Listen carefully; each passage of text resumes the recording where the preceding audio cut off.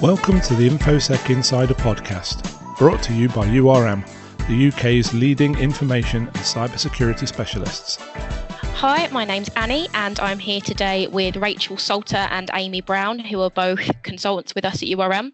Welcome to another episode of InfoSec Insider Talk DP.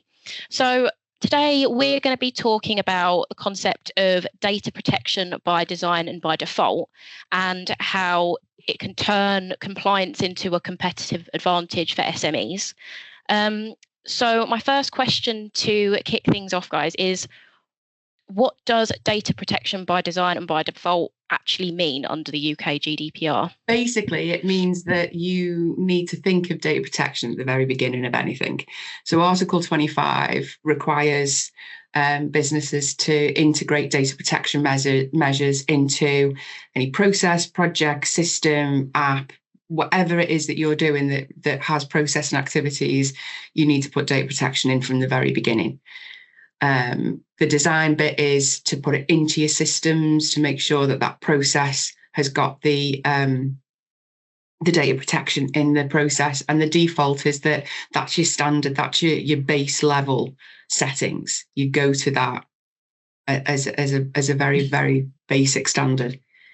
Do you agree, Rachael? Yeah, I think the key thing about data protection by design is around forcing project leads to consider privacy before doing anything.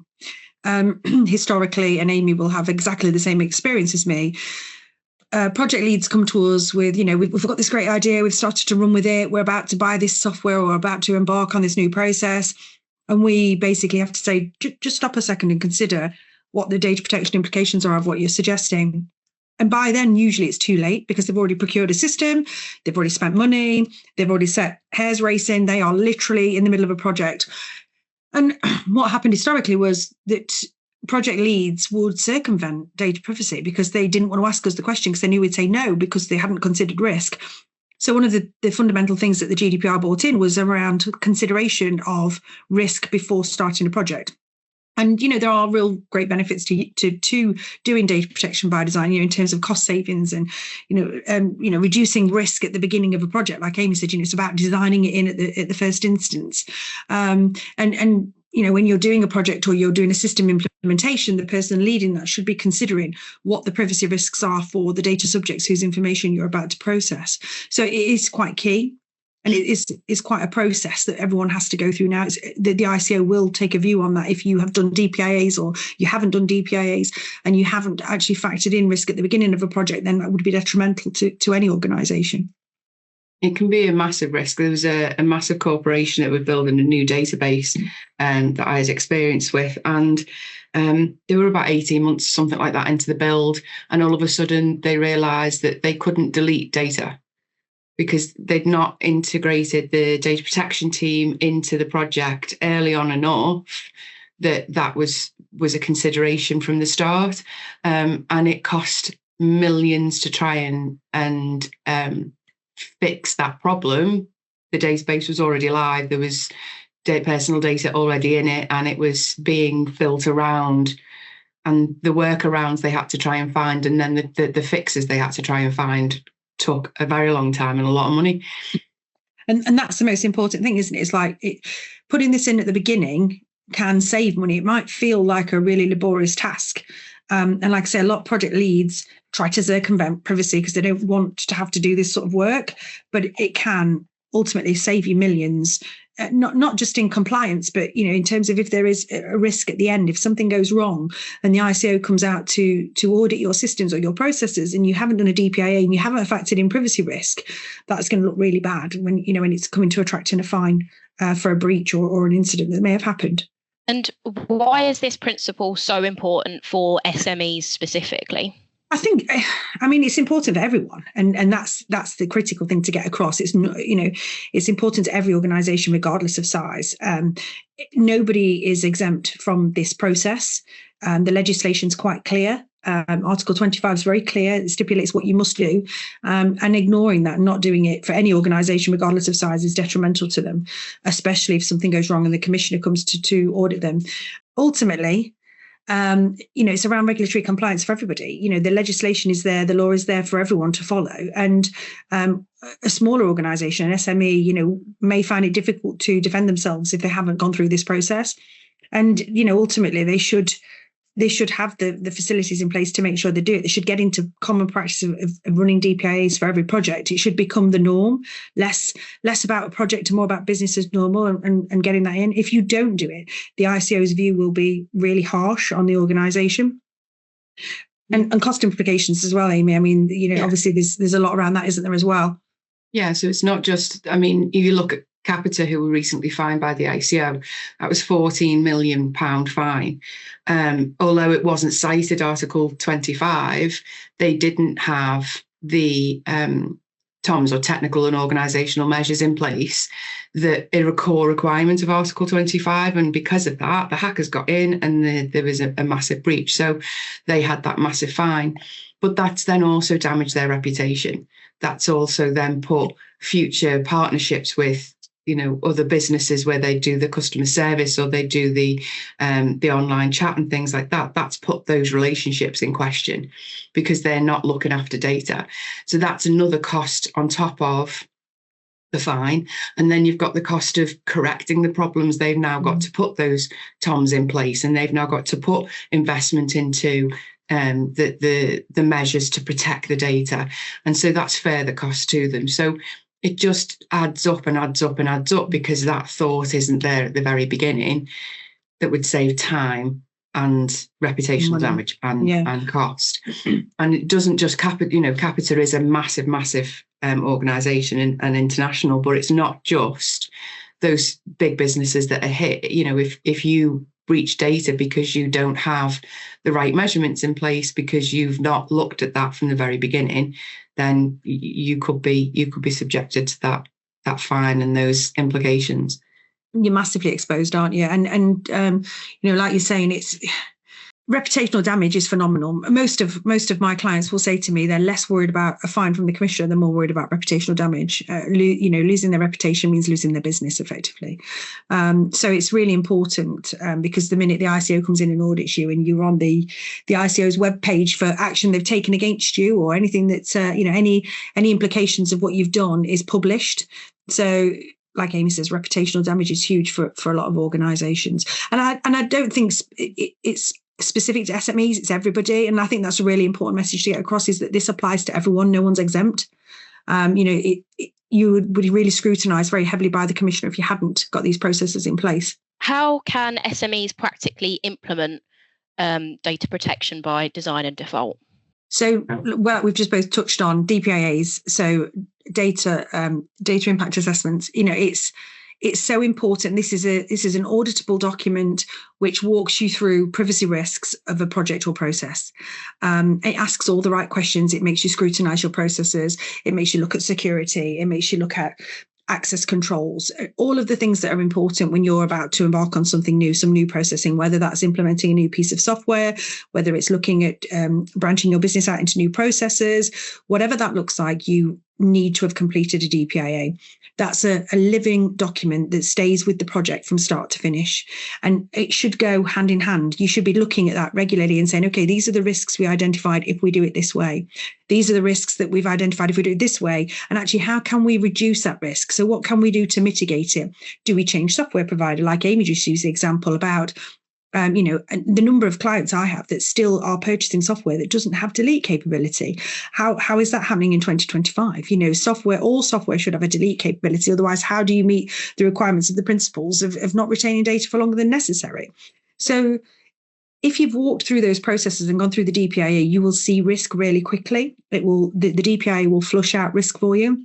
So you can ultimately look and say, okay, so this is the level of risk if we continue with this project. This is what we can do to reduce that risk.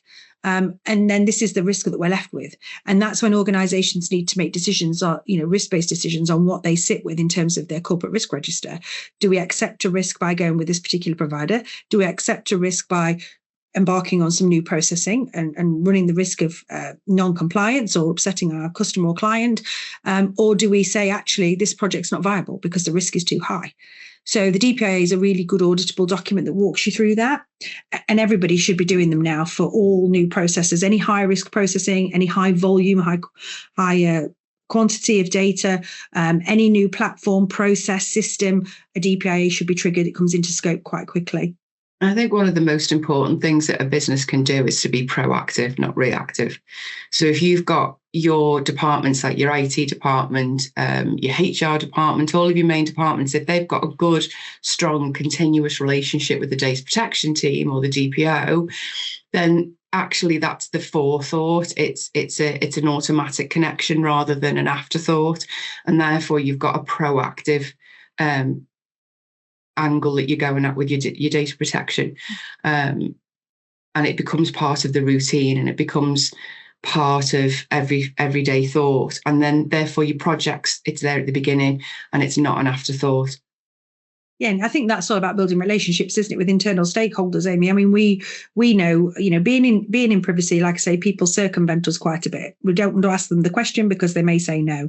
So if you get that good relationship with your departments where, there's usually always an answer or a way to do something if you have those conversations with the right people and iron out risk at the early stages. So it's always worth doing that rather than being an afterthought, always being proactive and working together as a team.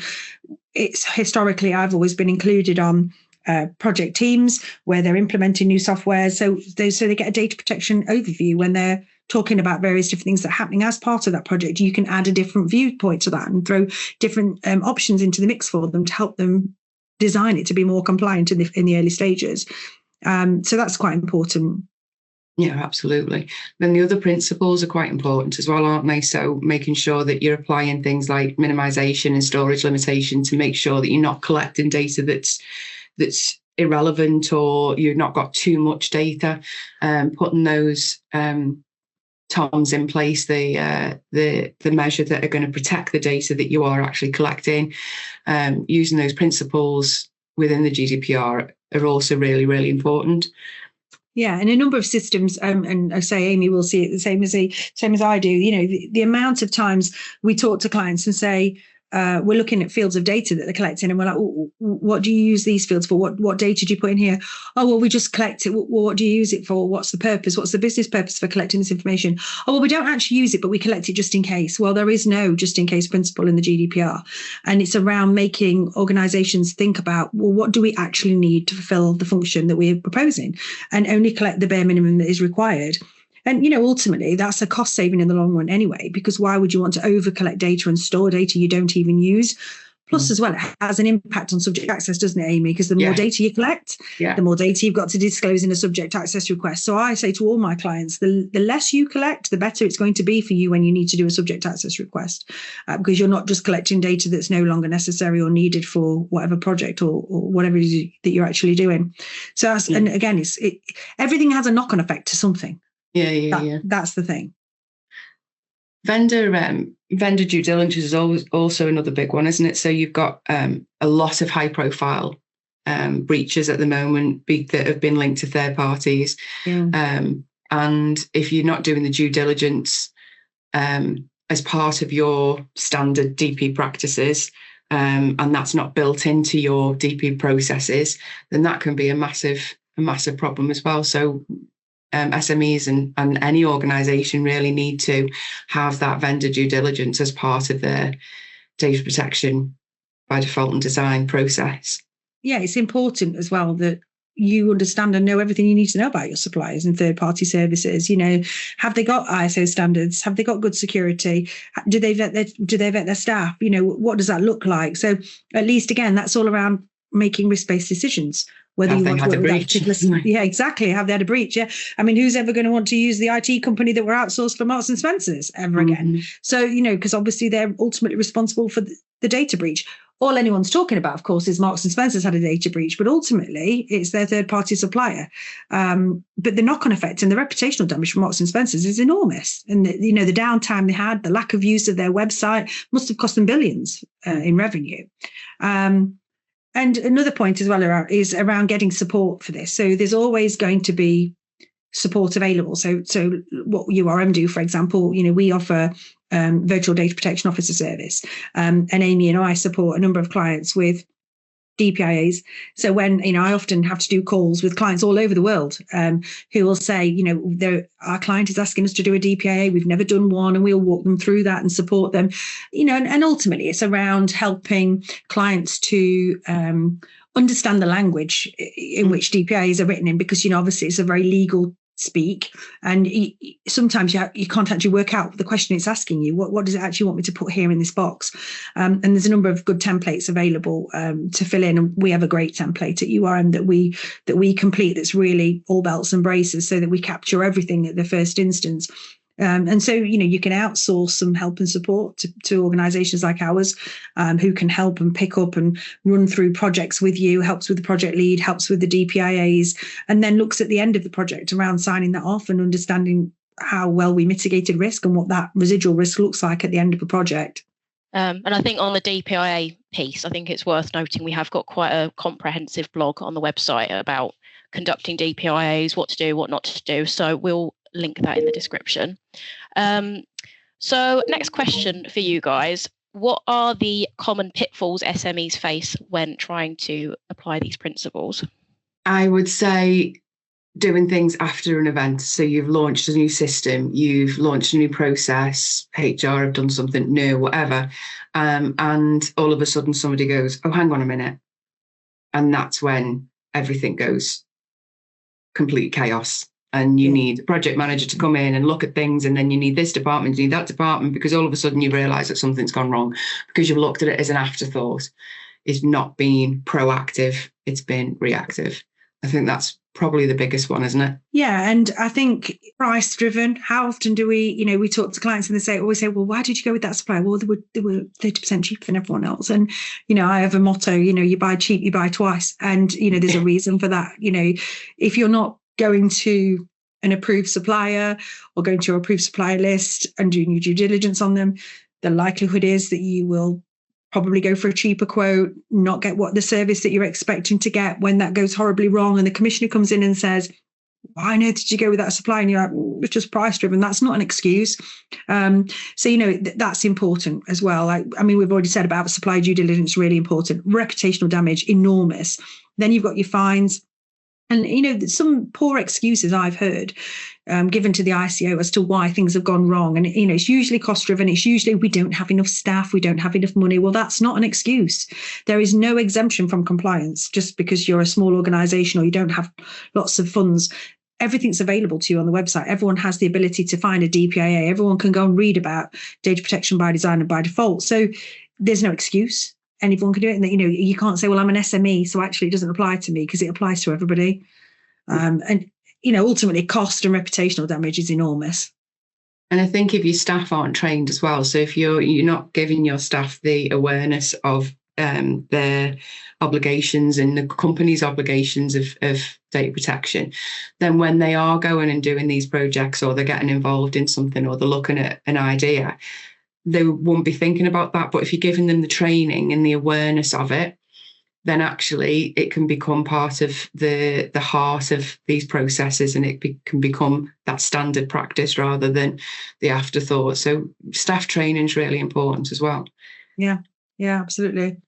There's so many different things, that can go horribly wrong, ignoring privacy settings, and I'm still working with clients that don't have cookie policies and things like that. And you just like, why have you not got these basic things in place, already? And using tools like Google Analytics or email marketing platforms, these are increasing the risks of data breaches, not just under GDPR, but under PECA, the Privacy and Electronic Communications Regulation as well.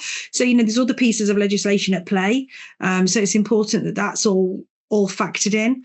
I think ultimately, everyone has a responsibility to do all of these things. I guess it's harder when you're an SME because you probably don't have the resource, the time, and maybe the funds to be able to do it. But that isn't unfortunately an excuse. And what you've got to start thinking like is how do you factor these things into everyday practice rather than making them project-led, and start to build them in as business as usual. So if you start getting project leads who are always factoring in things at the first instance, when they, when someone gets this great idea, we want to do this, that should be the point where somebody sits and says, okay, well, let's run with that. Let's do a DPIA. Let's see what that looks like. The more you do, the quicker you get. Some of the answers will remain the same. So you can start to pre-populate some of those things and actually start to build that into your processes so it becomes the norm. That's really important, especially for an SME, I think, because like I say, there's less resource and time available to them. Yeah, absolutely. So what future trends or emerging trends make data protection by design and by default even more critical? So many. I mean, everything's moving so fast at the minute, isn't it? I mean, I think the biggest one at the moment is the DUA, the Data Use and Access Bill, or Act, sorry, which is coming into force as we speak over the next 12 months. Although it introduces more flexibility for businesses with some of the changes to legitimate interest and automated decision making, it also increases their accountability. And so they really need to start embedding those data protection processes into their everyday activities and thinking about data protection more, so that they can really solidify it all. But also, especially with PECA, as you mentioned before, Rachel, the fines have increased for PECA to the same as the GDPR. So now the risks are also bigger if they don't get that right. Yep. So it's really, really important that they look at the doer and they understand that the impact that it's going to have on their accountability. And how often, Amy, do we see? I see non-compliance of PECA probably more than I see non-compliance of GDPR. Yeah. Direct marketing. We're all still getting emails that are sent to us that we've not consented to, that we don't have a pre-existing relationship with them. Where have they got our information from? Why are they continuing to market us? That's a breach of PECA. And actually, I think the new act will hopefully start to close down some of that, because I think they'll realise the severity, because the fines for PECA were never dissuasive. It wasn't enough money, but now it's equivalent to the GDPR. It's enormous. And it will take someone making a mistake, an organisation making a mistake and it being publicised and being all over the internet and all over the data privacy blogs, for organisations to sit up and think, that could have been us, that's going to happen to us, we need to change the way we do things. So that's a really key point. And AI as well, Amy, how often do we work with AI now? Everybody's working with AI. Yeah. And making sure you're using the appropriate and authorized AI as well, because you don't know what information you're putting into the internet. Once it's gone, it's out there. Yeah. And it's happening so regularly. It's all interlinked. Technology is the key, I think, here more than anything. It's all interlinked, isn't it, with everything that's happening? The new EU Artificial Intelligence Act, that's going to be enormous. What's that going to look like for us? It's going to change the way we do DPIAs, because we're going to have to start factoring probably more questions around that. I mean, we do ask questions around that anyway, don't we, Amy, around profiling, automated decision making, any use of AI, anything like that. We walk through that already, because we're already sort of a step ahead of the game with our templates for DPIAs. But I think there'll need to be sections rewritten on the back of up and coming legislation. It's just like anything, you land something and then the next day it's out of date because the world's moving so fast. Yeah. With AI.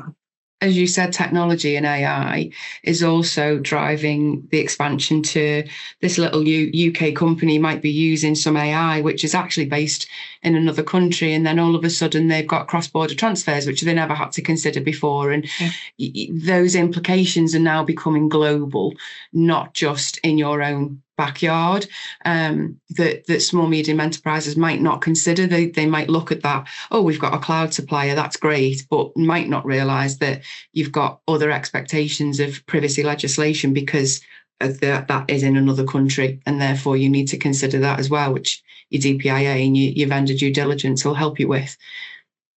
And I think as well, that's a good point, Amy, because I think I speak to clients all the time and they're like, our data's safe, it's in the cloud.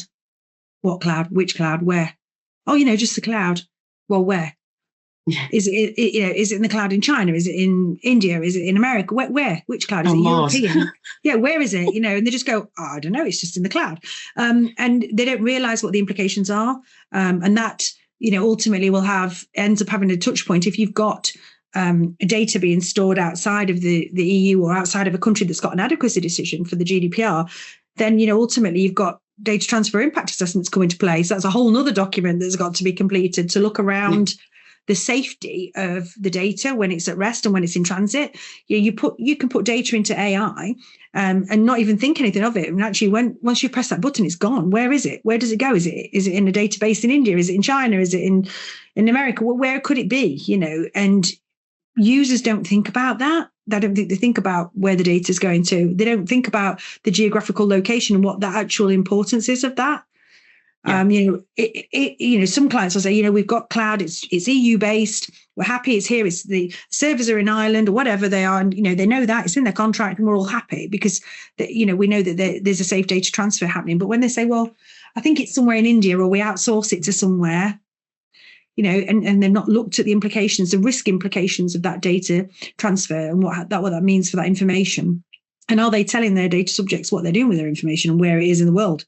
Because we all, as users of any IT, we don't even think. We give people our information. Do we know where it is? Do we know where it's stored? Do we know what countries it's in? Their privacy notices need to be good. All links, everything interlinks. GDPR is ultimately a jigsaw puzzle, isn't it, Amy? At the end of the day, every piece has to come together to form a picture for your compliance. That's kind of how I see it. And if you know that at the basic level and at the very beginning of everything that you do, then you should be in a stronger position than if you start thinking about it later on when nothing's working or things go wrong. So usually too late as well, isn't it, Amy, by then? And we can help. We get pulled in regularly to help people when things have gone wrong, and we can help soften the blow, and we can liaise with the commissioner, and we can offer solutions and support. But actually, at that point, it's usually too late. This is why privacy by design at the very first instance is so much better for every organization from so many different, the reduction of stress, the reduction of cost, anxiety and stress around it. And the cost and the reputational damage, all that could have been saved if they'd just done something at the first instance. Amazing. Thank you so much, guys. Very insightful discussion as always. If any of our listeners would like to ask Rachael and Aimee a question in a future episode, there will be a link in the description to a form you can fill out on our website, or alternatively, you can just stick it in the comments. So thank you so much for listening today, and we will see you next time.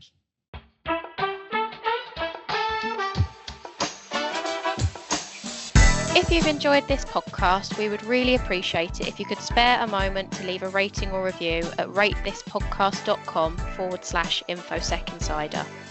To listen to more episodes, you can find us on Spotify, Apple Podcasts, YouTube and Podbean.